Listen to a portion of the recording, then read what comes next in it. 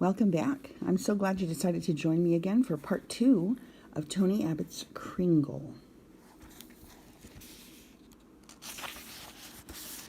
Chapter 5, Elvenwald.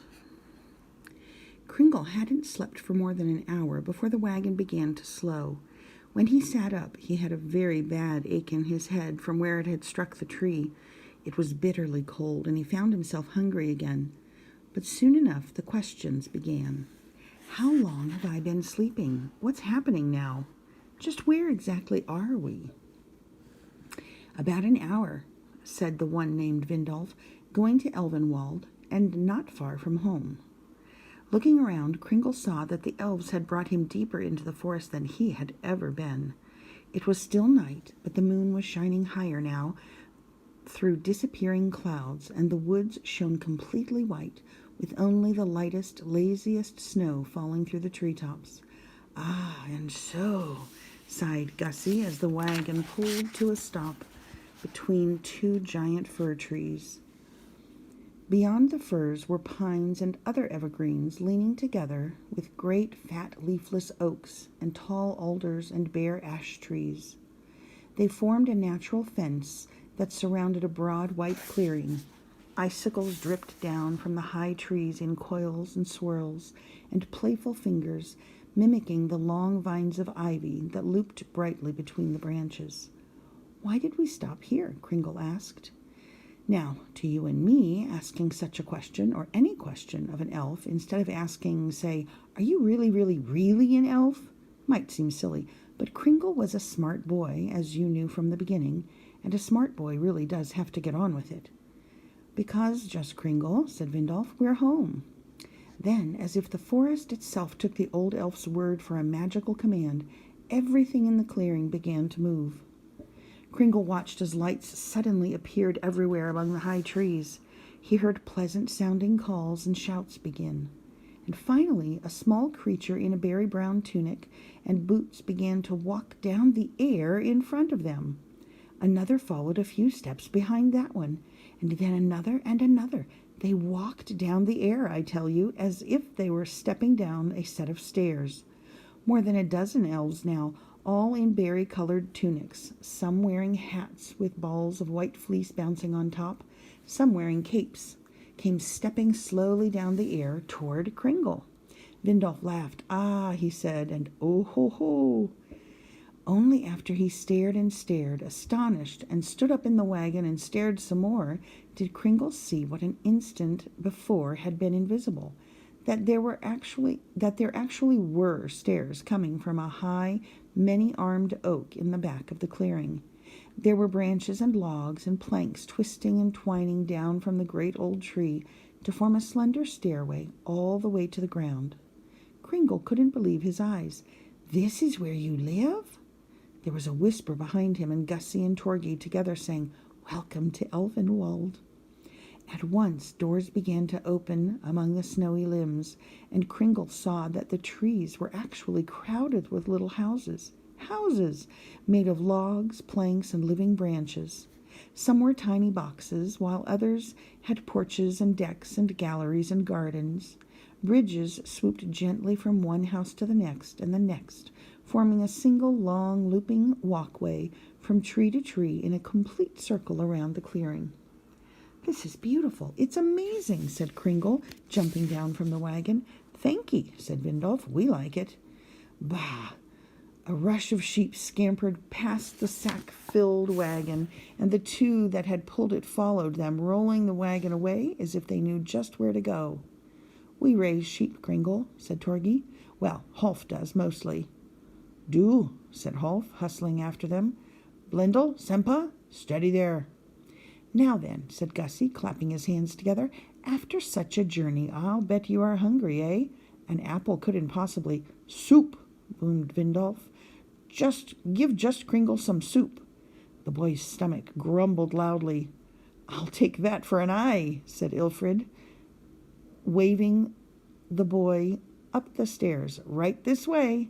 Laughing, he and Gussie and Vindolf and Torgi hooked their arms around Kringle and brought him right up the stairway and into the main house.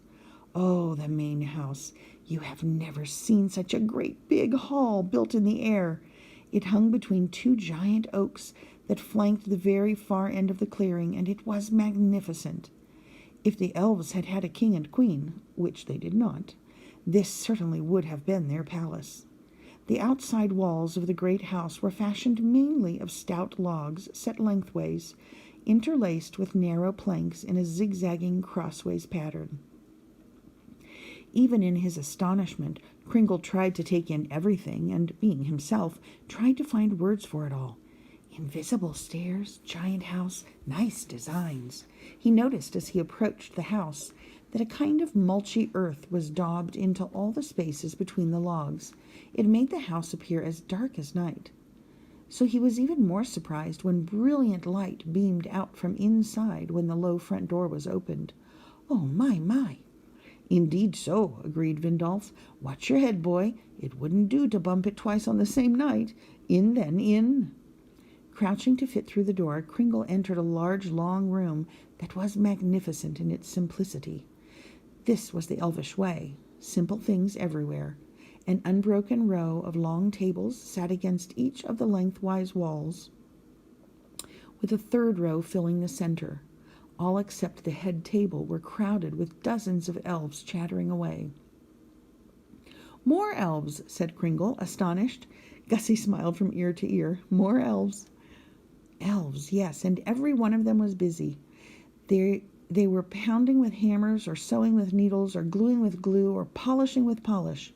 Seeing Kringle gaping at them, they paused to look up. Some nodded pleasantly, some waved, but they all went back to their work in an instant.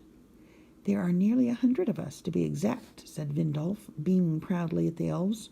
Some of us came up from Moorpeck, others from Timtambleybush, or Frippenith, or Pernberry, but Elvenwald is home for us all now. Sit, please, said Torgi. You are our guest. At a nudge and a word from Ifrid, the elves at the table closest to Kringle told him their names. In addition to Ifrid and Torgi and Vindolf and Gussie, whom he knew, there was Elni and Penda and Yifli and Horsa and Nar. Horf and Vindolf and me are brothers, said Nar, who, while Vindolf and Holf were much older, had the appearance of being one of the youngest elves. Kringle tried to take it all in, but felt the space behind his eyes begin to throb. I won't be able to remember all your names, he said. We tell you again, said one of them. We love to speak the names of us. Then the elf, Kringle thought at first it was the one named Horsa, but possibly Yifli, went around the table once more, naming every last one of them, pointing a stubby finger at each, who then stood and bowed and laughed and plopped back down again. The elf ended with Elni and Ifrid and Penda and Torgi and Gussie and Yifli and Horsa and Vindolf and Nar. After a long round of laughter and chatter came the drink. Many tankards later, Kringle guessed the drink was a kind of apple cider. The food arrived, but it came in the strangest manner. Platters of fruit and nuts clattered onto the long tables in jerks and starts, as if appearing from nowhere and landing abruptly. What's happening? Kringle asked. Is this some kind of elvish magic? Vindolf laughed. Ho, not much. Only the elder is truly magical. This, well. Torgi smiled. It's how elves move when they want to. It helps us remain unseen by people. It's so fast, said Kringle. Fast it is, agreed Ifrid, peering longingly toward the end of the hall. Hey there, is first dessert ready by any chance? More platters suddenly appeared. On them, mostly, were yellow elf cakes, 3 inches round, 2 inches high, and flat on the top. The cakes were dense but surprisingly light, and were either topped with mint leaves and candied red buds and syrup, or they were plain. Kringle took one off each platter as it passed, and stuffed them into his mouth. I love elf cakes, said Penda, leaning forward. So does Holf. He's grumpy, but that's the way to his smile. Humph, said Holf, who had come in after tending to the sheep. He was now licking the syrup from one cake. Like them. Don't pretend not to. Smile, sometimes, when something is funny. Like you, Vindolf laughed, jingling his chest full of medals, he had quite a few, and slapping the table as Kringle lunged for a soup bowl, which had just been delivered, and devoured it. If he had 2 spoons, this boy, he'd eat twice as much. The supper, or breakfast, Kringle wasn't sure, which started with nuts and fruit and was followed by dessert and soup and ended with meat and apples and a second dessert, did not stop coming for a full hour. During that time, Holf and some of the other elves left the main hall, and Kringle was pulled around the tables by Nar. At each he was flooded with still more names, including Noel and Loki and Thrimney and Rinder and Sifil. Finally, Gussie got up from the table, looked around, and rapped on it firmly. There, I should think it's time to get back to work. Call it the work, said Vindolf, imitating Holf. The tables were cleared as quickly as they had been filled. Then Torgi went to the door, swung it open, and glanced down the stairs. Holf? Coming through, the grumbly elf said, pushing through the door with 2 sacks from the cart over his shoulders. Ifrid and 5 others followed with the rest of the knight's booty. Or rather, I should say, the knight's boots. For when Holf grunted and pointed, the elves emptied the sack onto the first few tables, and dozens of large shoes and boots fell out. At once, troops of elves charged up and began to sift through them, each taking 2 or 3 pair back to the tables. Right away, the clatter of tapping and hammering began again. If Kringle was amazed by the strange elven meal, he was more amazed by what he was seeing now. Wait, are those the sacks from the wagon? They are, said Gussie, squinting into a large boot. Whose shoes are they? Belong to the people of Penrith, Holf said. Well, did you steal them? Holf's face fell. Steal them? Borrowed them, and not for very long either. Elves repair shoes, boy. You repair shoes, he said. The Romans let you take their shoes? The elves laughed. They don't even know who we are, said Gussie. We sneak the shoes away, work all night, and sneak them back, fully mended and cleaned by morning, and all in secret. Kringle didn't understand this. But why? The woods are dangerous at night. You said so yourselves. Vindolf blinked. Why? Because it helps them. It helps them. Kringle knew about being secret. He knew about hiding. He had been hiding with Merwin for 12 years. But to venture out at night in the black woods, simply to help? It's a little something we can do in a man's big world, said Torgi. With all their warring and marching and doing, they have little time for such things. Of course, we've lost brothers and sisters to the goblins, Vindolf said sadly. It's not safe work, no. But it's elf's work. Elf work. If the noisy bustle of the elves in their desire to help amazed Kringle, it also strangely calmed him. There was something comforting about a big room of workers, all chattering and humming away for a common purpose.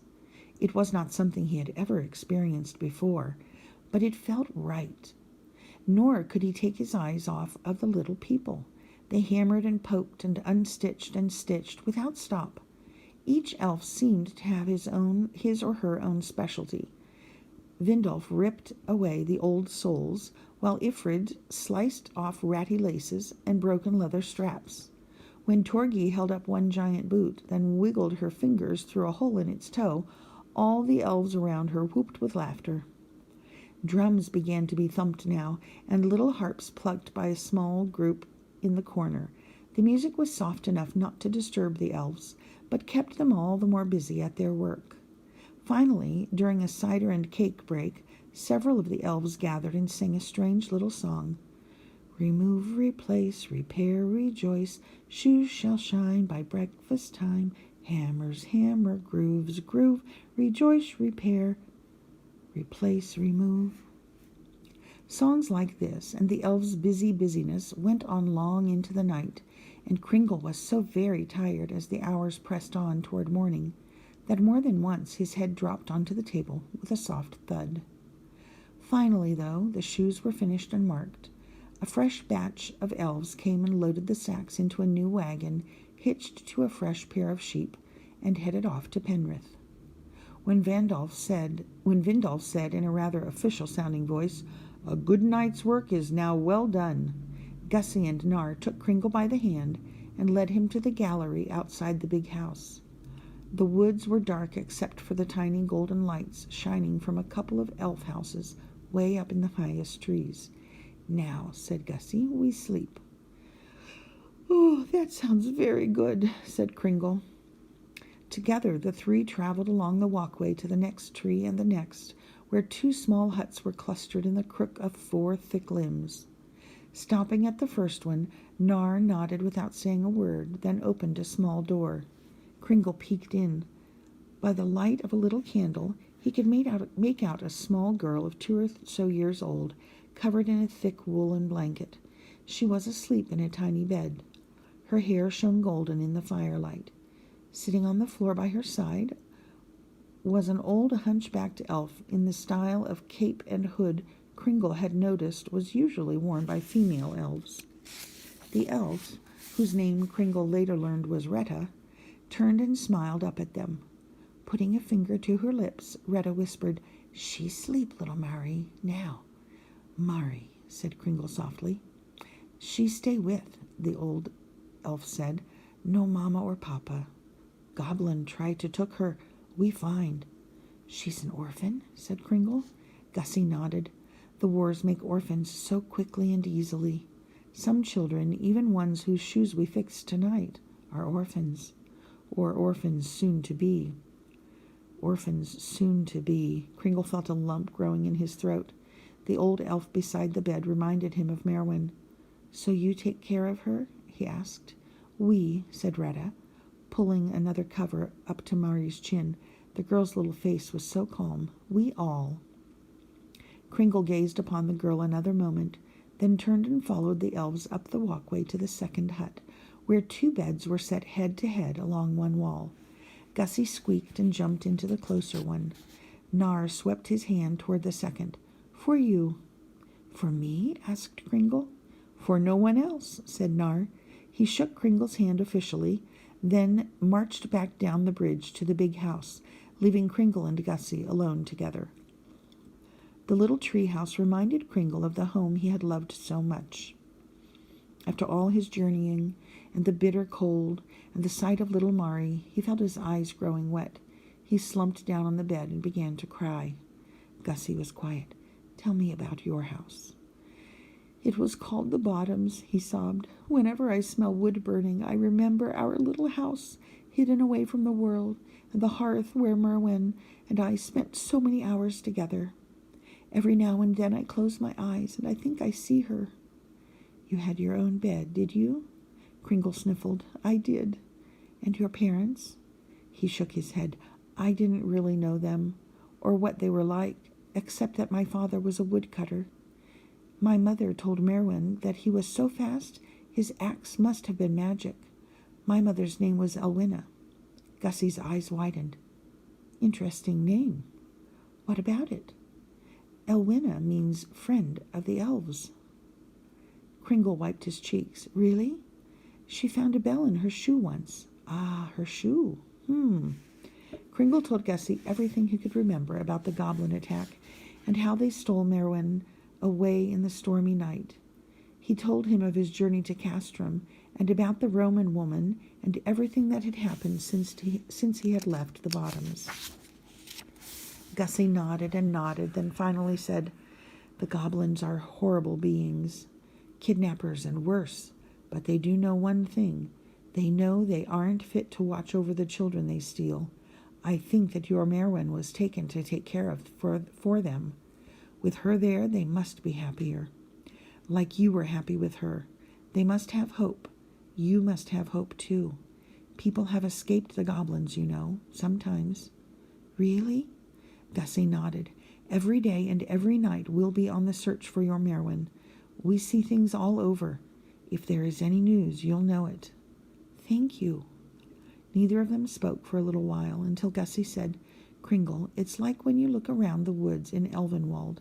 You see the trees. Trees lean on other trees. Elves lean on elves." Kringle's head felt so heavy now. All he could think of was how he had fallen asleep in the snow, not knowing what to do, but that now he had been found by the elves, and he already felt a part of their little forest family. Gussie's eyes were moist now, too. "You lean on Gussie." The elf's face grew a deeper shade of pink when he said this. He nodded once, pulled up a blanket up to his chin, and as Kringle watched, his little face grew even smoother, and he began to snore. And that is the end of Chapter 5. We'll see you again soon for the next chapter.